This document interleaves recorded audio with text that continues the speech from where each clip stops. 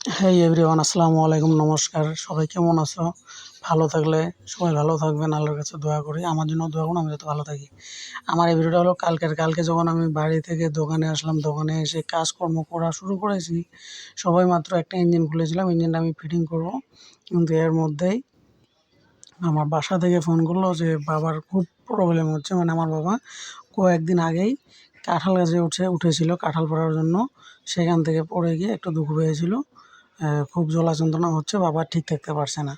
তাই ইমার্জেন্সি করে আমি দোকান বন্ধ করে দিয়ে বাইরের দিকে রওনা হবো। ঠিক এটা সন্ধ্যার সময় ভিডিও, আমি জাস্ট ভিডিওটা করতেছিলাম, তাই বললাম যে দেখি ভিডিওটা আপনাদের সঙ্গে শেয়ার করি। ফুল ভিডিওটা করতেও পারিনি, তথাপি তো মানে কি বলবো, আর বাসা থেকে যখন এরকম খবর আসে তখন মনটা খুবই খারাপ হয়। আর বিশেষ করে বাবা মা বেমারের কথা শুনলে একজন ছেলে কখনোই ঠিক থাকতে পারে না। তাই আমি ইমার্জেন্সি করে সন্ধ্যাবেলা দোকান বন্ধ করে আমি বাবাকে নিয়ে ডাইরেক্ট হসপিটালে আসলাম। এই আমার বাবা শুয়ে রয়েছে। সবাই আমার বাবার জন্য দোয়া করবেন। আমার বাবাকে যাতে আল্লাহ খুব শীঘ্রই যাতে আমার বাবাকে সুস্থ করে দেয় আল্লাহ তাআলা। সবাই আমার বাবার জন্য দোয়া করবেন। ইনশাআল্লাহ আপনাদের দোয়া আশীর্বাদে আমার বাবা তাড়াতাড়ি ঠিক হয়ে যাবেন। সবাই আল্লাহর কাছে, ভগবানের কাছে, যেই ভগবানকে মানেন, যে আল্লাহকে মানেন, সবার ভগবানের কাছে দোয়া করুন আমার বাবা যাতে ভালো হয়। এরপরে আমি একটু বাইরে বেরোলাম, মানে ভাল লাগছিল না।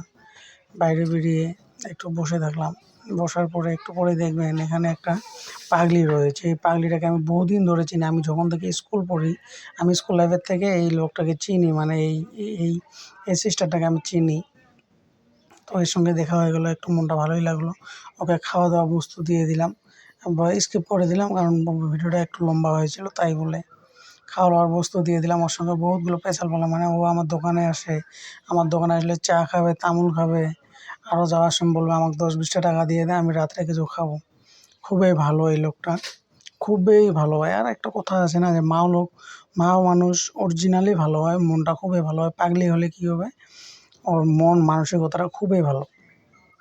তাই ওর সঙ্গে হসপিটালে লোক হয়ে গেলো। ও জিগাইলো আমারে যে তুমি হসপিটালে কেন এসেছো, তো রাতের 12টা-1টা বাজে, তুমি এখন পর্যন্ত হসপিটালে কোথাও যাচ্ছ না।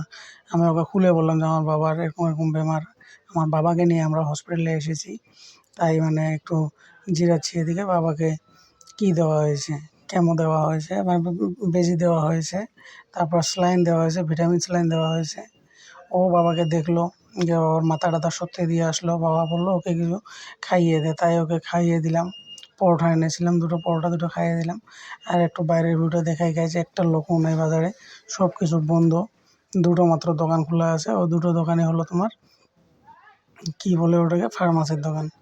ওই ফার্মাসির দোকান ছাড়া আর কোনো দোকান নেই। এটা হলো হসপিটালের ভিতরের সিস্টেম। দেখো ভিতরে ভালোই লাগে, একটা লোক নেই, একটু ভয়ও করে, এবং শুনশান জায়গার মতন লাগছে। আর থাকে আমাদের চাপড় হসপিটালে কিছু একটা সাউন্ডও করে, মানে ভয় লাগে আর কি। যে চাপড় হসপিটালে এসেছিলো সে এসে জানবেন, মানে রাত হলে আমাদের হসপিটালে মানুষ খুব কমই থাকে, খালি স্টাফরা থাকে আর 2-1টা যে লোক থাকে ওরা থাকে আর কি, পেশেন্ট থাকে।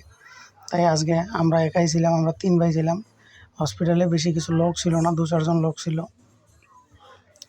সবাই দোয়া করুন আমার বাবার জন্য, আমার বাবাকে যাতে আল্লাহ সুস্থ সবল করে। আসসালামু আলাইকুম।